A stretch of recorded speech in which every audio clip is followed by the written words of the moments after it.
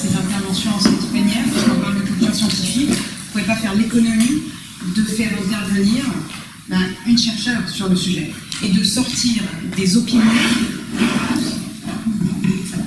Je pense qu'on vient de la tomber. Merci Héloïse. Je suis particulièrement ravie d'être ici parmi vous aujourd'hui parce que, Antoine Petit, je dois dire, c'est la première fois que j'étais invitée à un colloque sur cette question, au Collège de France en particulier, et en France de manière générale. Je suis en fait ingénieure agronome de formation de l'École nationale supérieure agronomie de Toulouse, et il y a pas mal d'années déjà, il y a plus de 20 ans, et me suis intéressée en fait à cette question de communication scientifique depuis des années. J'ai voulu en fait faire une thèse, donc un PhD ici en France. Comme vous savez, il est très difficile en France de changer, de passer des sciences fondamentales aux sciences sociales. C'est quelque chose qui ne se fait pas très facilement, et je suis donc allée aux États-Unis pour faire une thèse à Cornell University, m'intéressant plus particulièrement à la communication scientifique liée aux OGM. En fait, en tant qu'ingénieur agronome, je me suis spécialisée sur les biotechnologies végétales. J'ai donc fait une thèse sur les opinions publiques liées aux OGM, comme vous savez, donc quelque chose qui n'est pas si facile à comprendre. Je suis ici de nouveau parmi vous pour vous donner plusieurs axes de recherche et de points à discuter qu'Héloïse et moi nous tenons particulièrement à aborder aujourd'hui. Tout d'abord, je voudrais contester l'idée que ceci est une question qui intéresse la France uniquement. Je dirais que ceci est une question globale. Les sciences sont en global, les chercheurs opèrent dans un monde global, les laboratoires de recherche sont internationaux, et nous ne pouvons pas dire qu'adresser cette question en prenant en compte seulement le contexte français va résoudre les problèmes que nous avons à faire face aujourd'hui. Nous nous confrontons tous autour du globe à une problématique qui est la même. D'abord, les connaissances scientifiques produites par les organismes de recherche se développent plus vite que la capacité des sociétés à engager les publics de manière rigoureuse, à favoriser une participation, si vous voulez, dans des questions qui sont très souvent bien plus sociales, éthiques et légales que uniquement scientifiques, et finalement qui produisent des controverses bien plus rapidement que notre capacité à les gérer. Je vois que Dominique hoche de la tête et nous sommes tous d'accord sur cette question. Deuxième cas, les attitudes du grand public envers des sciences, et particulièrement les sciences controversées, sont bien plus complexes que l'on voudrait le croire. C'est-à-dire qu'en fait, elles ne sont pas en ligne avec le consensus scientifique. Et en ce moment, Twitter, quelqu'un nous a adressé, Louise, nous demandant de définir quel est le consensus scientifique, ça serait quelque chose d'intéressant. Mais aussi parce qu'en fait, nous avons tort de parler de la science, avec un grand L et un grand S. C'est là où nous faisons une erreur, parce qu'en fait, les sciences existent bien, les méthodes d'exploration scientifique sont nombreuses et variées, et les attitudes du public envers les sciences, je dirais, est aussi une erreur, puisqu'il ne s'agit pas d'un public, mais bien des publics que Dominique adressait, avec chacun des mécanismes psychologiques qui expliquent leurs attitudes bien diverses, en dépendant du contexte culturel. Évidemment, aux États-Unis, tout le monde pense aux idées du réchauffement climatique, évidemment.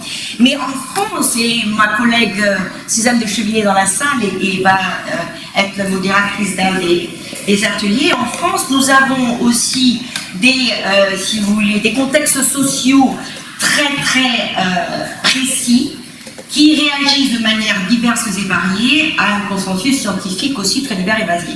Je pense par exemple en ce moment la réaction vers les vaccins, par exemple. Donc nous avons ce problème aux États-Unis, nous l'avons en Allemagne, nous l'avons en France. Il serait bien dommage que nous ne puissions pas mettre toutes nos têtes autour de ce problème pour voir quel est le meilleur engagement des chercheurs pour faire face à cette question particulière. Troisièmement, le nombre des médias dédiés à la médiation scientifique est en déclin. Et c'est ça quelque chose que nous voyons de manière globale, c'est-à-dire donc que les colonnes pour les journaux vont utilisées pour faire de la médiation scientifique sont de moins en moins variées, et c'est un constat que l'on constate aux États-Unis, mais aussi en France, même si la tendance est plus ralentie en France.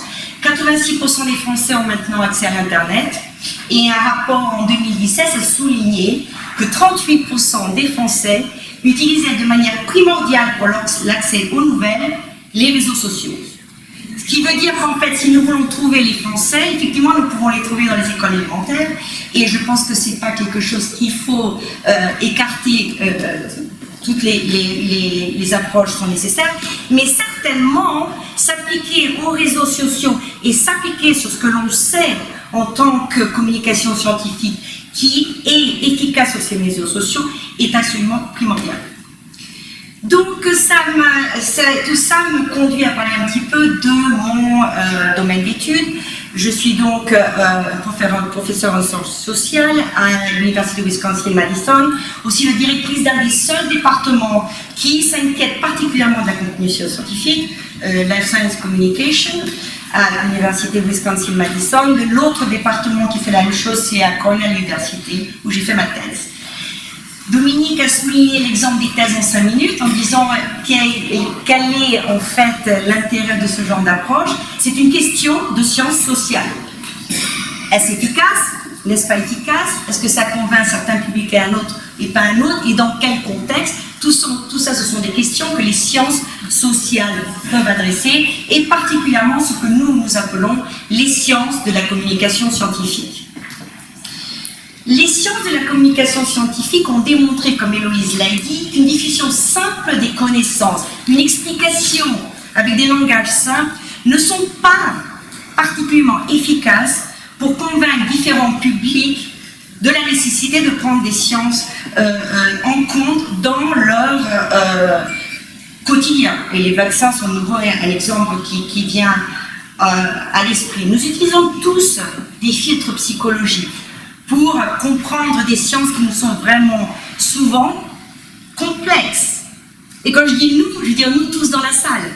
Évidemment, je suis généticienne par formation, donc peut-être que quand je m'intéresse au génie génétique, je vais avoir une approche qui en compte mes connaissances, mais je suis homo sapiens quand je m'intéresse à d'autres aspects scientifiques. Et nous avons montré qu'en fait, pour certaines questions, ce sont nos vues religieuses qui sont prises en compte, vous hochez de la tête, nous pouvons en discuter. Dans d'autres contextes, ce sera notre idéologie politique, etc., etc. Nous avons donc des raccourcis mentaux que nous appliquons pour comprendre certaines sciences qui nous sont éloignées.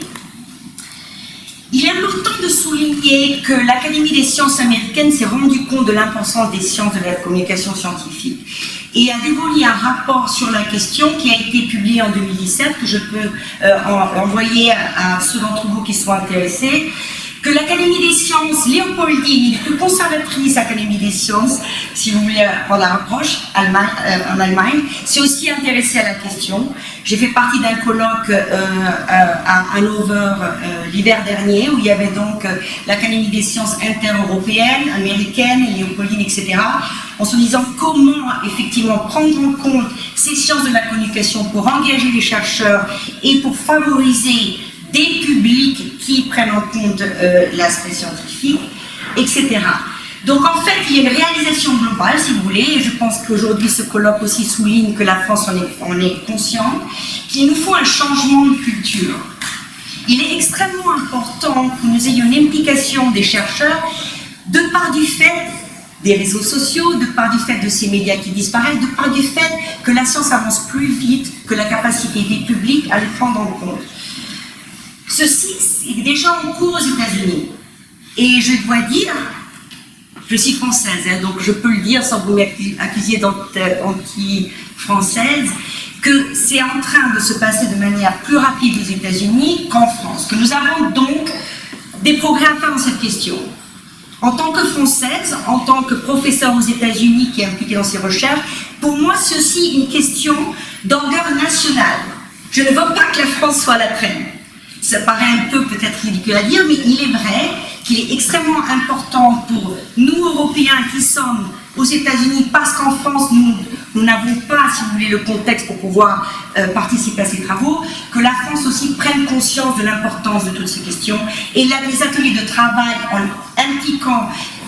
s'impliquant particulièrement sur les aspects pratiques, démontrent de l'intérêt aujourd'hui à trouver des réponses vraiment ciblées, pratiques, et qui vont répondre aux questions du jour. Je vais finir pour vous donner juste un exemple de la différence de culture entre les États-Unis et la France. Nous avons conduit une étude parmi les scientifiques qui travaillent dans la biologie synthétique. En fait, ce que nous avons fait, c'est que nous avons trouvé les auteurs qui avaient publié ces 2 dernières années dans ce domaine.